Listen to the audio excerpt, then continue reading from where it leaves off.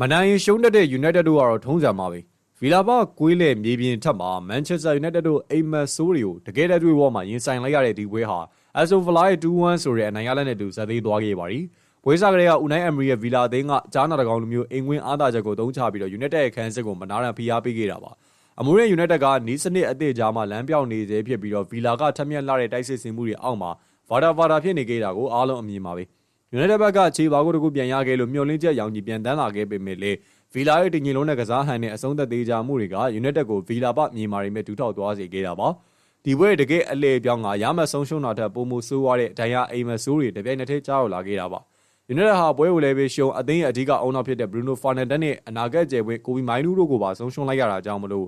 အနာဘော်စားနဲ့ပတ်ခံလိုက်ရသလိုပါပဲ။ဒုတိယပိုင်းမှာအမိုးရင်းခမကွင်းလေလူလုံးဝမရှိတဲ့အတွက်ကြောင့်မလို့ခံစင်မှုလီဆန်ဒိုမာဒီနက်ကိုကွင်းလေအထီကိုတင်ပြီးတော့ကစားခိုင်းရတဲ့မြင်ကွင်းကUnited ရဲ့အားကိုးရမဲမှုကိုကဘာသိအောင်ကြေညာလိုက်တယ်လို့ဖြစ်နေခဲ့တာပါ။အဆုံးသတ်မှာတော့ဗီလာကထိုက်တဲ့နဲ့အနိုင်ရရှိသွားခဲ့ပြီးတော့ United ကတော့အမှတ်ရှုံးနေမကဘဲနဲ့လူချင်းမှာပြတ်တော့သွားတဲ့အထိအဖက်စင်များတဲ့အရှုံးနဲ့တူသွေးပြက်ဖွယ်ရာအိမ်ကိုပြန်လာခဲ့ရတာပါ။ပရိသတ်တွေအတွက်ကတော့ဒီပွဲက United ရဲ့ပြန်လည်ဦးမော့လာမဲ့မျှော်လင့်ချက်တွေကိုAston Villaကဗီလာပမြေမာတွေမဲ့အစနာမကြောင်လို့မြေမြုပ်တကြိုပေးလိုက်တဲ့တပိုင်းဝင်အမဲဆက်ပွဲစဉ်တစ်ပွဲလည်းဖြစ်ခဲ့ပါတယ်ခင်ဗျာ။